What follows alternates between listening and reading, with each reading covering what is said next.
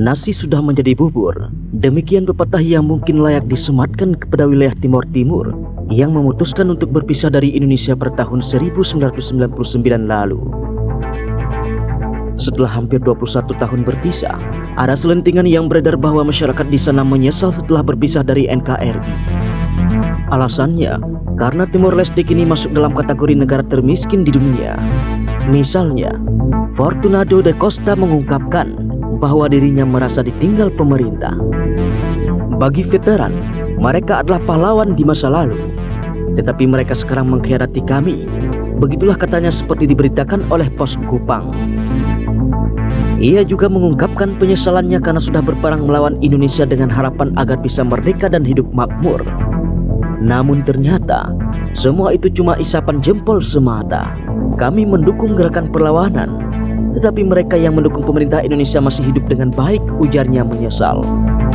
Hari ini, kami memiliki kemerdekaan, tapi kami tidak memiliki apa-apa lagi, hanya perdamaian dan stabilitas tambahnya. Bahkan saat ini, ada sekitar 42% orang Timor hidup dalam garis kemiskinan. Bahkan ada yang mengais-ngais sampah karena tak sanggup lagi membeli bahan makanan. Tidak hanya itu, mantan Presiden pertama Timor Leste Xanana Gusmo juga sempat mengungkapkan kekesalannya dengan sistem pemerintahan negaranya.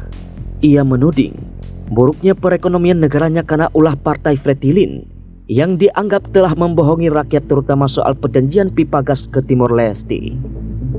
Kami menghadapi demagogi yang hebat dalam pernyataan pemimpin besar Fretilin ketika dia mengatakan bahwa dia adalah orang pertama yang mempertahankan pipa gas ke Timor Leste.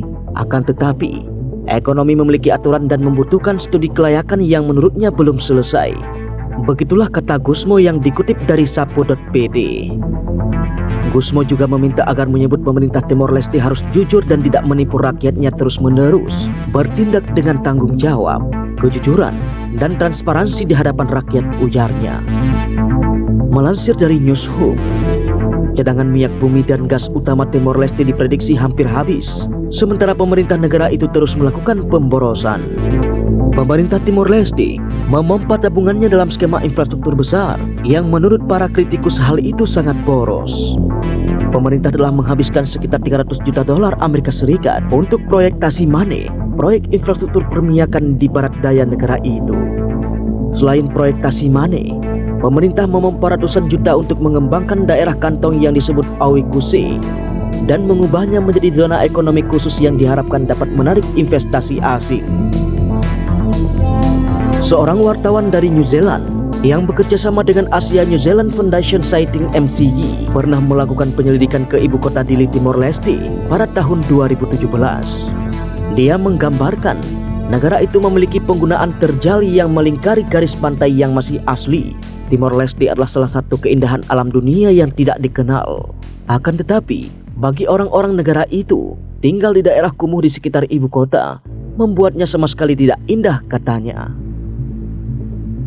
Kemiskinan yang melanda wilayah di ujung timur Pulau Timor tersebut turut ditopang dengan rilis UNDP. Timor Leste berada di peringkat 152 negara sebagai negara termiskin di dunia dari 162 negara.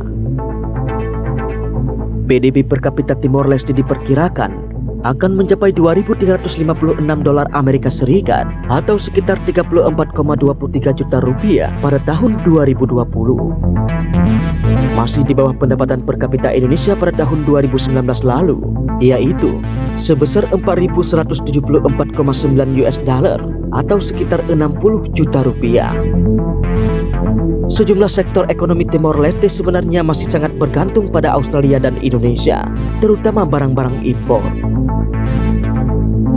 Timor Leste sendiri masih mengandalkan pemasukan dari hasil minyak yang dikelola oleh ConocoPhillips. Namun, diprediksi akan stop beroperasi pada tahun 2022 karena cadangan minyaknya hampir habis. Bahkan, cadangan minyak di Selat Timor diprediksi akan mengering 10 tahun mendatang.